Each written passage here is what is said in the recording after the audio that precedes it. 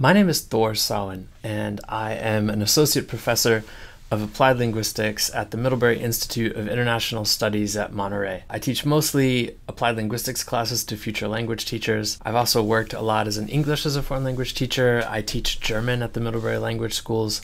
I got interested in this realm of language learning apps primarily at first as a language learner, someone who's lived in a lot of places. Whenever I travel overseas, I love to learn a little bit of the language that I'm going to be hearing in the place that I go. And I've always been frustrated as an applied linguist about what's on offer, what's available with these different language learning apps. I think that my frustration isn't unique. I can think of one story when I was in Turkey traveling on a bus in a fairly rural part of the country, and I saw a woman sitting next to me who was doing Duolingo for English on her cell phone. And I looked over and I recognized from Duolingo that she was fairly advanced. She had worked very far into the app and into the app's offerings. And so I asked her in English, "Hello, how's it going?" She was paralyzed in fear. She couldn't open her mouth. She couldn't say anything, even answer the question, "What is your name?" And she just kept saying in Turkish to me, "Oh, I don't speak English." And I was like, well, she's gotten very far along in this app. When I got back to California, we were talking about elective offerings in our program, and we were talking about different technology offerings. And I just said one day in a meeting, what we need is a class about language apps where we're not learning the various language apps, but we're learning to analyze them critically, to think about what they offer, what they don't, how that lines up with what we know about second language acquisition, with what we know about language pedagogy, and kind of train a next generation of language teachers to think critically and to design new uses for the apps that are available.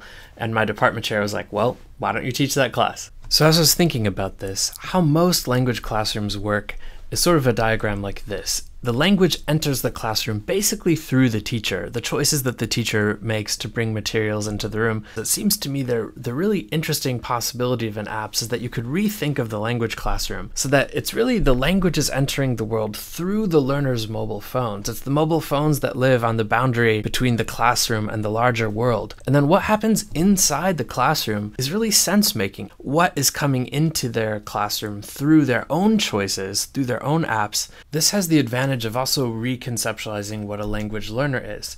Traditionally, a language learner is a student in the language classroom.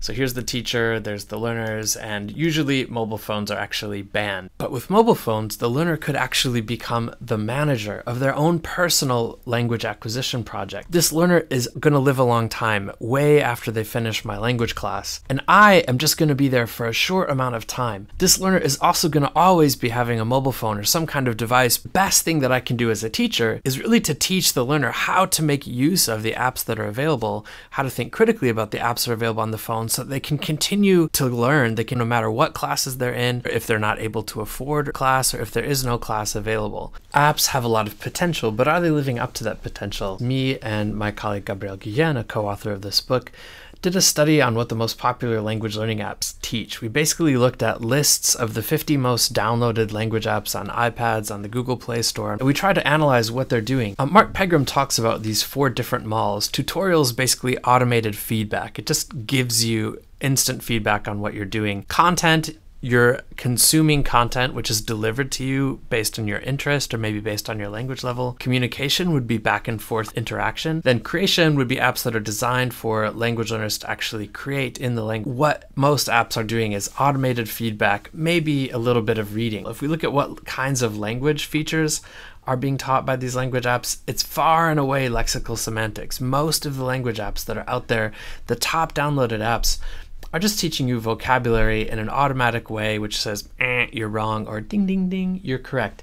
But the kind of lexical grammar that you would really need to use language well, and especially the pragmatics, the linguoculture, this is almost completely absent in the app. And those are the exact areas that language learners need in order to be able to use the language freely. And what makes me a little nervous about the fact that so many of the apps that are easiest to find if I just want to learn a language, that they're only teaching me really vocabulary skills, and they're mostly doing it through tutorial functions, is that the world could be full of people like this woman on the Turkish bus who spends a lot of time and even a lot of money on a language app only to find that she can't actually use the language in the situations where she needs to.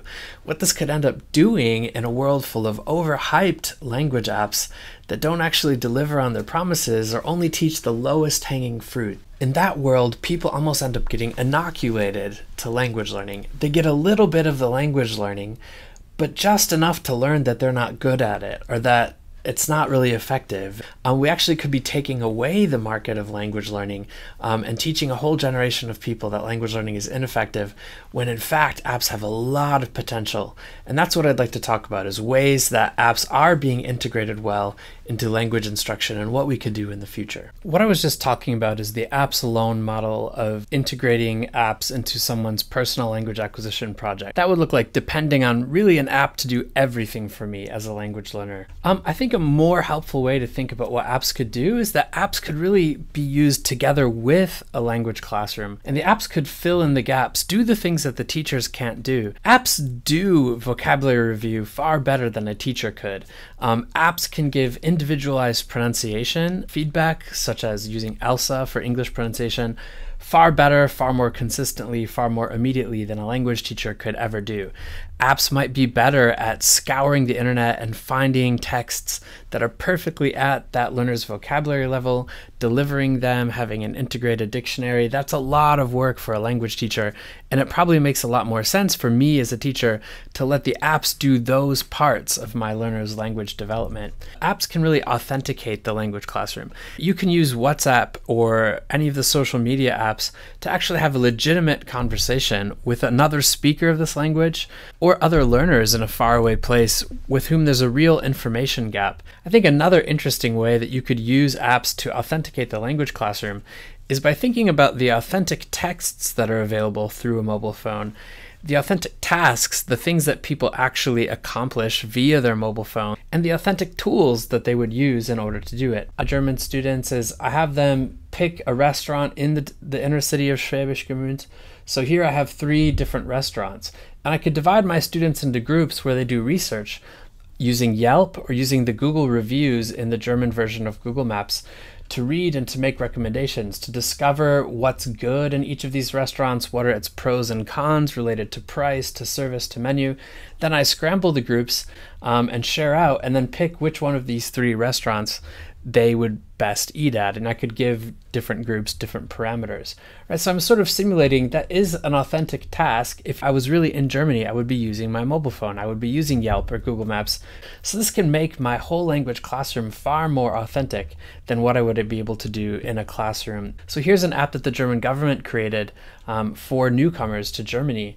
I could have my learners predict in German what they think would be on the app, what sorts of skills learners would need. They could actually download the app and experience what the German government is providing for them in terms of support to help them learn the German language, to make sense of the various things that they're going to encounter as an outsider, as a newcomer to Germany.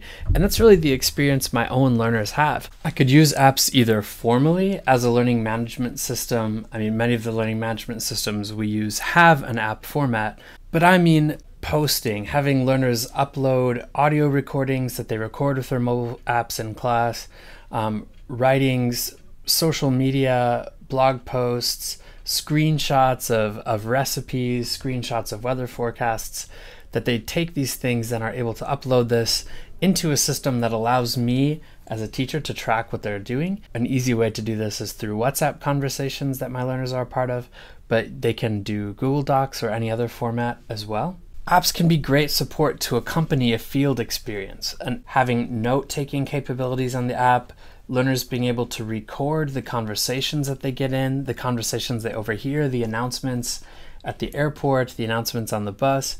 All of this can really make my mobile phone into a field toolkit of things that I can use as I'm out interacting with real speakers. At the Middlebury Institute and my colleague Gabriel Guillen's Spanish classes, Spanish learners will meet with English learners and they'll tell each other stories, record these stories on their mobile phone, and play back the stories and be able to pause them to elicit the new vocabulary.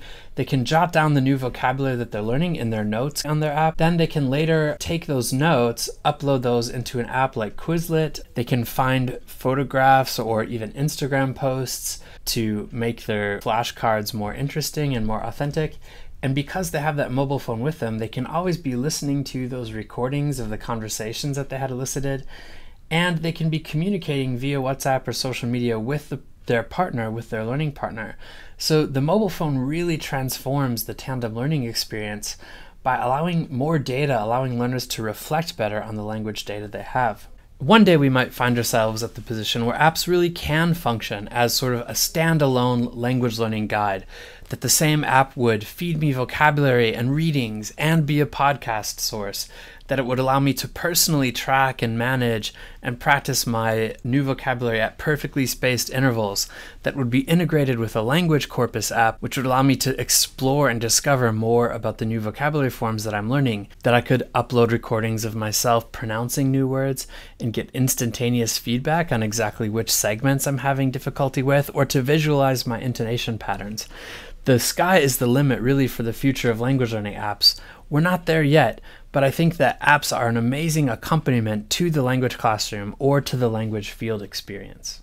The most exciting thing for me in this field that I've been a part of is what we're calling the Mavericks of the Mind initiative, to think about what could we do to bring second language acquisitionists, language teachers, intercultural competence practitioners, together with the traditional people you find in the app world, user experience designers, marketers, and computer programmers, to create the really high quality sort of app that would live up to its potential in all of these areas. We've written a manifesto of 8 statements that we think are true of language pedagogy, and some of these relate to apps. The fact that language learning is ultimately about empathy and hospitality, we don't yet see apps actually doing this, helping us to embody and experience another person's world. We don't really see many apps with a strong social impact agenda, seeking to make language learning available to the people who haven't been able to experience it in the past, and seeking to center the voices which have been marginalized. Mobile phones were designed for interpersonal communication, just like language itself was, and yet so many of the apps that are easiest to find, that are flooding the market, have no interpersonal communication built in.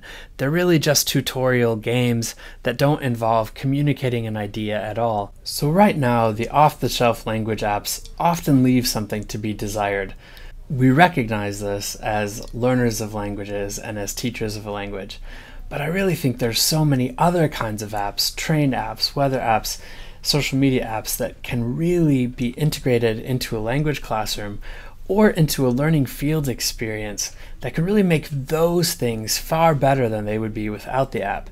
And we hope that by assembling together a dream team of different people, we could one day arrive at the kind of app that fully lives up to its potential as truly communicative, truly intercultural, empathy building, and has a real strong impact on our society.